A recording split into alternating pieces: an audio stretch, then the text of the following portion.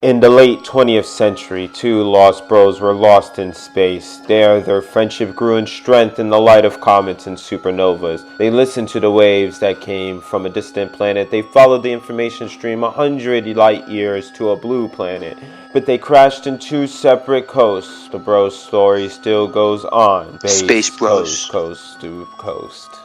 I'm Mohammed. I'm Victor. I'm East Coast. I'm the West Coast. I'm the East Coast. No, you got to do East Coast like that. Man, you don't watch rap videos? This doesn't look like an E. This looks like two in the pink, one in the stink. Same thing, bro. That's how the East Coast does it. Hey, everybody. Welcome to another episode of Space Bros Coast to Coast. We're going to be talking today about The Walking Dead, Season 8, Episode 3, The Monster. So, what did you think of the episode, Sal? I thought it was a good episode. I liked it too. A lot of character build on it. Yeah, definitely a lot of character-based issues. Bringing up questions. Yeah, got to talk about the major question of the episode. Who is the monster? Yeah, should they be killing anyone or not? Yeah, what is the right thing to do in this warfare? Yeah, your team Jesus or team Morgan? I'm for Jesus on that one. I think it was a right thing to do when people are surrendering. You just take them as prisoners.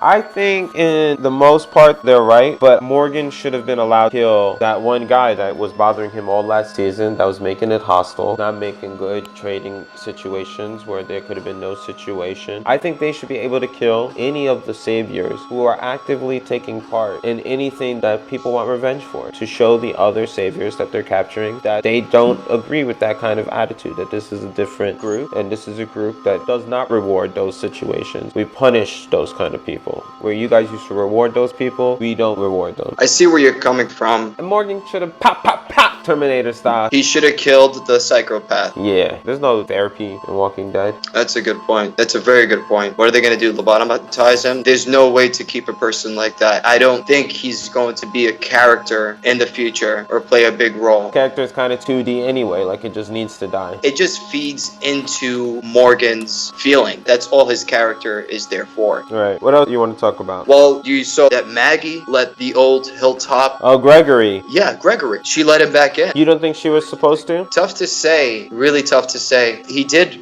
admit of how much of a coward he was. He didn't admit to everything because he left the priest. Yeah, I don't believe that Maggie believes every word that comes out of his mouth, you know? Right. But I believe that Maggie understood that bringing him in would be better, even if it's intel. Right. Maggie's never been inside where Negan's been, but obviously he has. Right. Warfare strategy. I liked in the episode, because it's Walking Dead doing like a war show, I liked how they made it very great how war actually is. It's not like you really know what you're doing is always right. You really know who you're killing should be killed. You really know who you're saving deserves to be saved. It's very weird, it's very crazy, and it's hard to keep your faith in it the whole time through. It's not black and white. Yeah, it's not black and white. There is gray in between. This ain't a black and white issue. It's not a black and white issue. It's not black versus white versus black. It's not like that. It's gray. It's not dark side, light side. It's not black and white. No. Alright, what else you want to talk about? Rick and Morales, the big question. What's with Rick and Morales? That's a good point, yeah. Like what? Well, you see just two people from the beginning and how much they've evolved and how much time has went by and where they are now. Morales brings up a point saying we're very similar, just trying to survive. Rick tries to disagree with that. I agree with Rick in saying that the saviors are not similar to Rick's group, because they do take from people. They take from people even if those people can't help themselves. They kill people to prove points. It's a lot about showing power. It's not really the same. They hold slaves. I think Morales is one of those slaves, because when you hear Rick talk about Glenn to Morales, he says he bashed his head in front of his wife, his pregnant wife. Morales was surprised. He said, he had a wife? He's like, in this world, yes, he did. This new world we're living in. Morales could not believe that. I think Negan belittles his people so much, soldier or not soldier, you are a slave to believe that you can't have a life like that. Yeah, I get what you're saying, Victor. Like, the average person in Negan's group isn't coming from something evil. It's coming from something sad. And because it's sad, we can like get it. We can be like, that sucks. Exactly.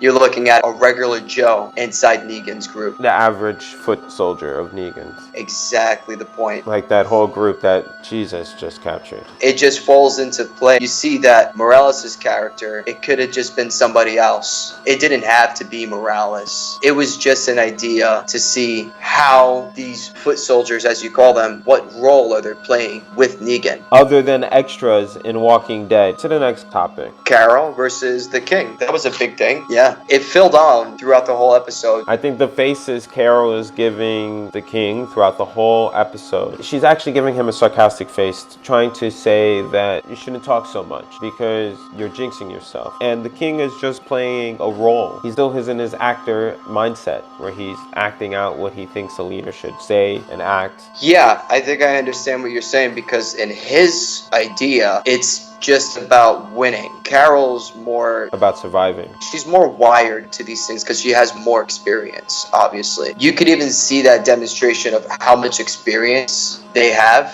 versus each other. Right at the end, you see that the King, he's just so happy. He gets a number count in the middle of a field, and Carol is already talking about, I'm going to start sweeping the place. Yeah, exactly. She doesn't stop to take a victory. She doesn't feel like she's done because she knows. You hear the King say, fake it till you make it. Yeah, he does say that. What do you think that meant? He's an actor. That's what it means. I think the King must have done something, because at the end of the episode, those people sacrificed themselves, even though he says to scatter. They've shown that a few times in the show, where they're willing to defend the King, and he has to tell them to defend themselves. And this time, even when he says scatter, they don't scatter. They all come into one to defend him, and multiple of them get shot. His people don't have experience, and they're not listening. They don't have the kind of experience that Carol has, that like roaming, moving around experience. What would you give the episode? I think it was amazing. I thought it was amazing. I think it shows you how great Walking Dead is. There's a couple editing issues again in this episode. They're doing a weird thing with editing this whole season. Yeah, I see that too. I think it's this new experimenting with action. You know, there's a lot more action in this one. Yeah. And they're trying to feed it to us because we've been craving it since the previous season. Yeah, I agree, Victor. Next week on Space Coast Bros Coast to Bro. Coast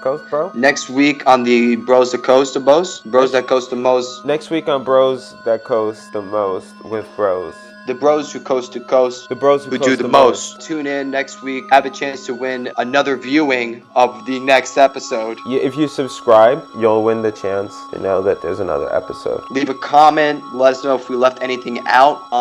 We're also open to do any sci-fi movie or show. Recommendations are more than welcome. Okay, bye. Transmission out. Until next week. Later, Salem. See ya. Later, Vic. Don't get trapped in the Twilight Zone for 6 days until the next time I see you. I think I will. It's gonna feel like 100 years, and then I'm gonna open the door to the hatch, and you're gonna see the light. Who are you? I'm gonna be like, it's me, and it's only been 6 days, silly. When I have a beard? Yeah, you have a beard. You age. I can't grow beard. I can only do this and this. When I first look at you, you look old, and I also can barely recognize you, but then once the sun hits you, your youth shines. We never see the oldness again. Transmission out. Peace. Bye. Space Bros. Out. Bye.